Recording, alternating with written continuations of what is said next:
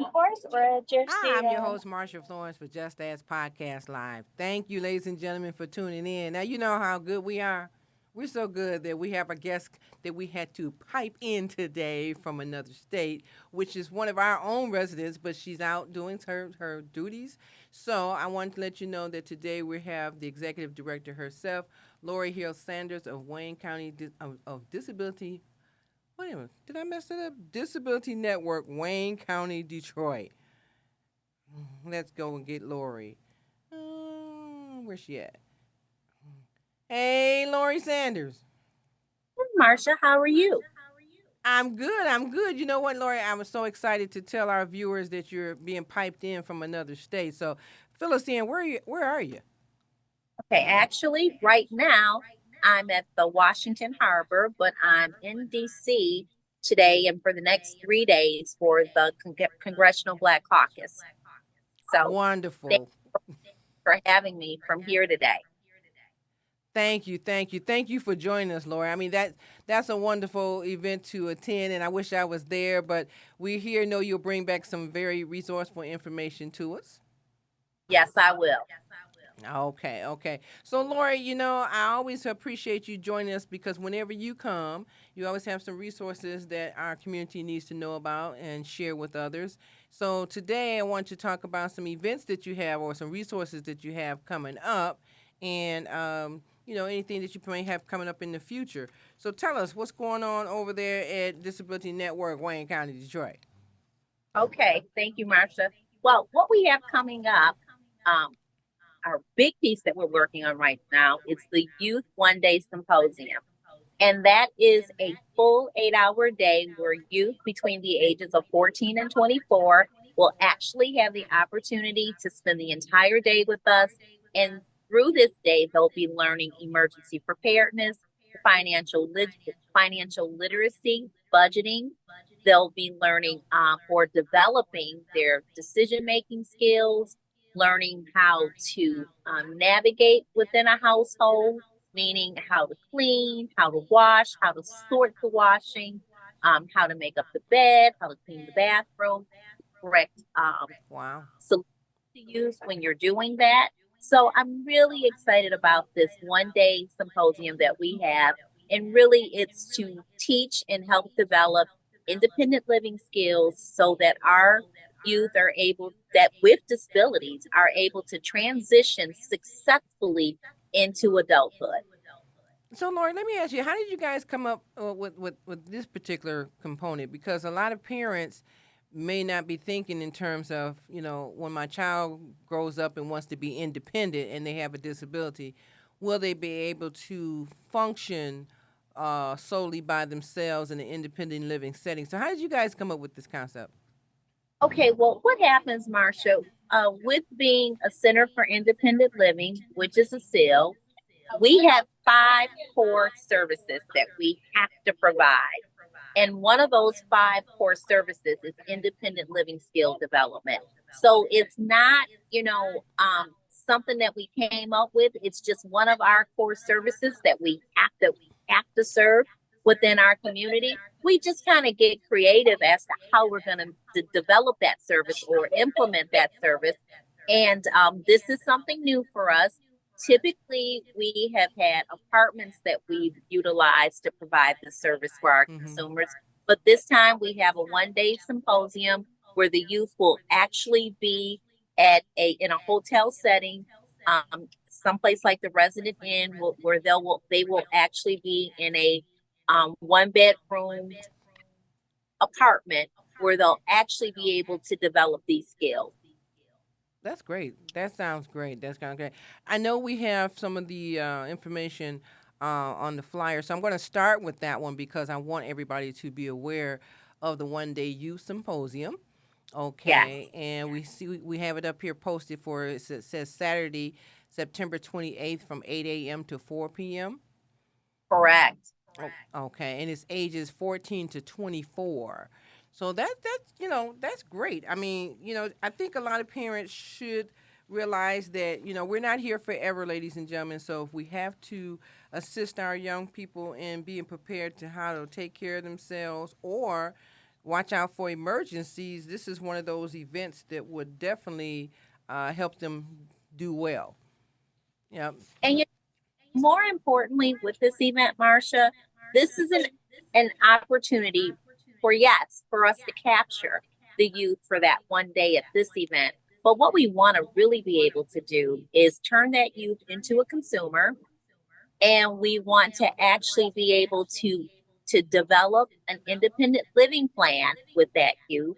We want to identify some goals, we want to identify some barriers, and we want to work with that youth over a period of time, addressing those goals and making sure that they reach those goals. So, it's a one day event, but the idea is to really capture people, get them involved, get them signed up as a consumer, so that most importantly, we're able to develop that individual living plan with them.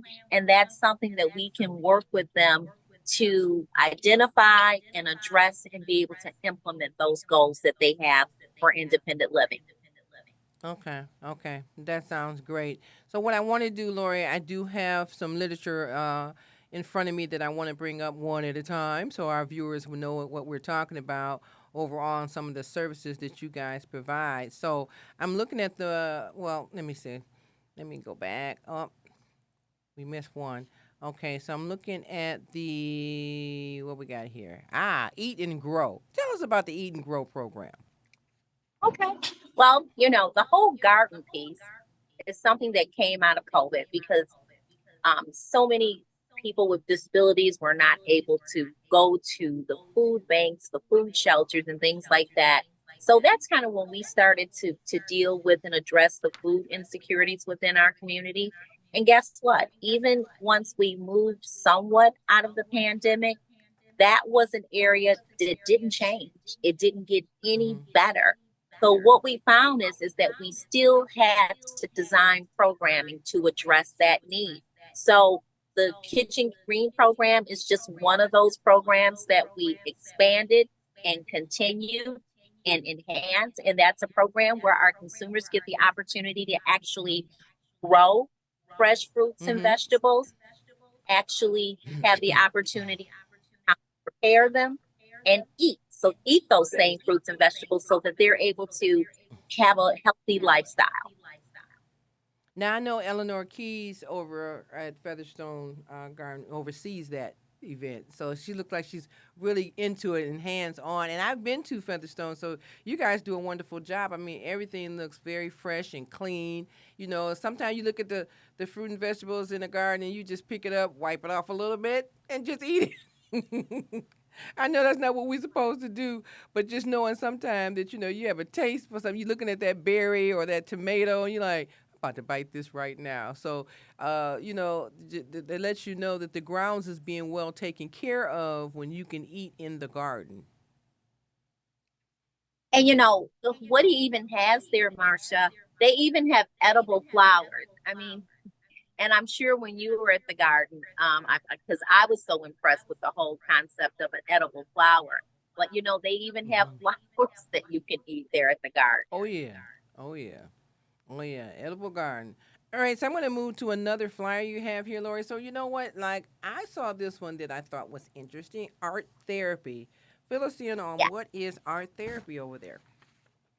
So, what we do is we have an artist, an art therapist, and we do it in 6 week cohorts or series.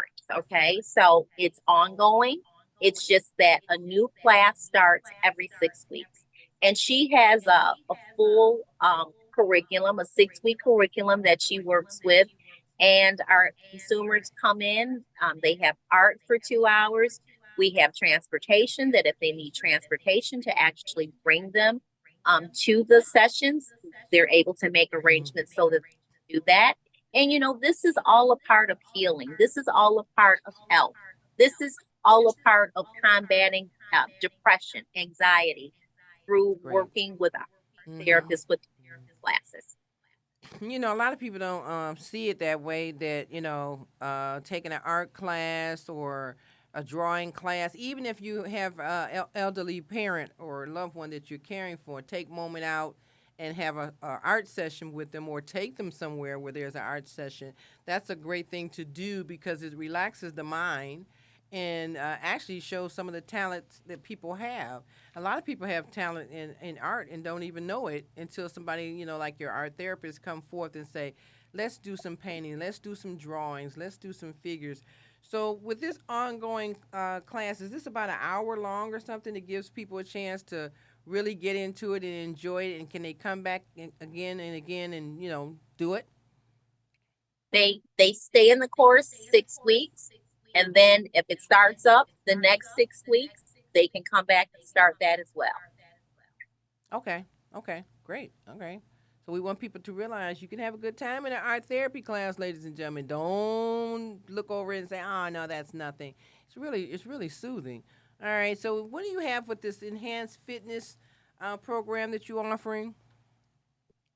So that is something that Eleanor provides oversight over, and she's actually the instructor and facilitator for enhanced art, enhanced exercise.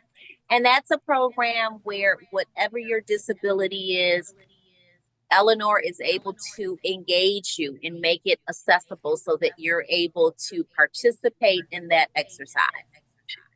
Mm-hmm. Mm-hmm. So, excuse me, wheelchair users. I'm sorry, wheelchair users are able to utilize the fitness program, enhanced fitness program. Yeah. Okay.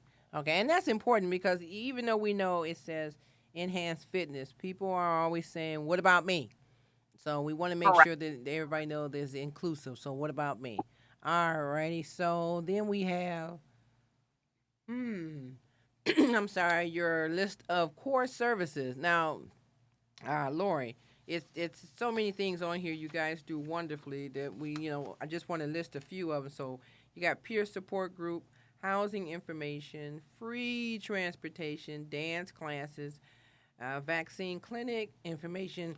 I'm sorry, I'm thirsty today. Information and referral, community transition services, employment and job readiness services, home help and home health services, benefit planning, counseling, mobility training and safety, healthy living and wellness training. Now that's a lot. So you guys, I mean, you're already like a 5-day operation, and you're squeezing all this stuff in here. Your your platform is huge. Your platform and Yeah, service is huge. it's huge, huge, but I just want to identify what our five core services are, Marsha. Our five core services are information and referral, peer support, advocacy, independent living skill development, and transition services. So you're going to find those five core services at whatever field it is that you go to, wherever that field is within the United States. However, what we do, those extra things that you see, the transportation, the art, the dealing with or addressing food insecurities, those things are really based and designed on where we are demographically. So you're going to have those five core services wherever you go, but then where we get to add those extras, we add those extras based on what the needs of the community. Okay. Okay. All right. So let me say this. I know a lot of people, the housing information and transportation has always seemed to be an issue for most of our population. Now, you guys provide a transportation service. So how is that done? Okay, so what you do, we have a telephone, a transportation line. You contact that transportation coordinator and you contact her, and she will assist you with scheduling your transportation. Okay. Is your transportation component only for medical appointments, or is it general for anything a person may need to do? No, that's what's you. Well, I don't know if I want to say unique or not, but it's not medical related. You can Okay. sign transportation to go to church. You can sign up for a doctor's appointment. You can sign up to go visit a friend. You can sign up if you need to go to a concert. So, this was one of the programs that came out of COVID as well. We were really trying to work with individuals in the community to decrease social Mm-hmm. isolation. There Mm-hmm. was a lot of depression and isolation during COVID. So that's what inspired uh, the organization to do transportation, non medical related. Great, great. And the reason I asked that, Lori, is because we do get phone calls where people say, I just need to go to church, or I just want to go to the store and I can't get there. Do you know any agency that will help me get to my location? We really appreciate knowing that so that the residents don't feel intimidated that they don't have no way to get around. You have a lot of individuals that want to maintain their independence as much as possible, and yet transportation sometimes can be a barrier. So they either live alone or they have family members that's too busy to take them to and from their locations, and they want to know if there is a resource that they can use. And so you guys appear to be that resource that a person can use based on the fact if they're connected with your agency. Yeah. Okay. All right. Well, we got that. So, ladies and gentlemen, keep that in mind. You may want to call disability Wayne, I always mess up. Disability Network of Wayne County, Detroit, and find out what services that you can utilize there. Don't be afraid to ask them. Just go ahead and ask, okay? So you can find out for yourself or for your loved ones, even for your neighbor. There's questions you have, and with those questions, you might just can call and ask Lori's staff. How can I be involved in this agency, and what's necessary for me to utilize some of these resources? So, Lori, as our season is changing too, a lot of people are concerned about getting around to and from locations and events and stuff like that. So, your transportation services, is it 7 days a week or 6 days a week? What is it? As far as I know, it's 5 days a week. Um, but it just depends on how compelling your story is with that coordinator when she answered the phone. Had me in tears, like I really want to go to church. Okay. How compelling Okay. that need is. Well, that's good. That's good because when somebody calls you and say, "I just want to go to the supermarket," that's what they want to do. Right. So okay, all right. So I have another flyer up here about life skills development program, and I know this probably ties into your supposed symposium. So and it does. So emergency safety procedures, budgeting, preparing simple meals, self advocacy, personal hygiene, clean living space, develop decision making skills. Now I wanted to ask you, upon the completion of the program, is there some type of evaluation done for the parents to see that their child was successful in this, or how is that going to be? Well, what we do is after any workshop or seminar that we do have the consumer to complete a survey based on how they receive the services. But what I mentioned previously, if they sign up as a consumer, then their youth at that time will get an independent living assessment plan completed, something that they will work with them. They will identify goals, they will identify barriers, and over a period of time, those barriers and goals will be met during that time, during a period of time. Okay. Okay. And so you know what? I meant to ask this earlier. So who and where do you serve? What geographic areas do you serve? Detroit and Wayne County. What is there? 36 counties in Wayne. So all those cities that are composed of Wayne County is what we serve. Okay. Okay. All right. All right. So that's important. Okay. And since COVID, we're getting ready to get back into that season. Okay. So we should be concerned. Now, your agency provides COVID vaccination. Correct. So right now we're doing the outreach, we're doing the education, we're trying to get people engaged. We're in our lobby right now at 5550 at 7800 West Otta Drive. We are in the lobby right now doing vaccinations. So we're trying to get people vaccinated before that cold and flu season gets started. Okay. So they can come there and get a flu shot as well as a COVID shot. Correct. Shingles as well. Shingles, okay. Because Shingles doesn't care. Okay, it's my favorite commercial. Okay, okay. Well, you know what? That's good to know because as the season is changing and people are concerned about preparing for the fall season, they need to know that they can come to your agency as well and receive some medical attention, far as like you said, a COVID shot, shingle shot, flu shot. Anything else? Is it blood pressure testing or anything else being done? No, in the vaccine clinic, that's all we're doing right now. Our vaccines, we haven't extended that to do anything else other than the vaccines at this time. Okay. Okay. And that's important because, like I said, our viewers know that they will be preparing for the fall season, trying to make sure that themselves and their loved ones have been vaccinated, against COVID and stuff. And so we need Yeah, to be able to know that there's a service out there that will capture that for our viewers, and they don't have to worry about saying, I got to go to the doctor's office when they can actually come to Disability right. Network. Okay, okay, and that's a wonderful thing. So, Laura, normally what we do is try to make sure, like I said, that our viewers have our number as well as your number. So we do have it posted that if they want to give us a call, ladies and gentlemen, and find out more about Disability Network or how to connect with them, our number is at the bottom of the screen, 1-800-323-5336. Don't be afraid to call and ask us the questions and say, hey, can you get this over to Lori Hill Sanders? And we will do that.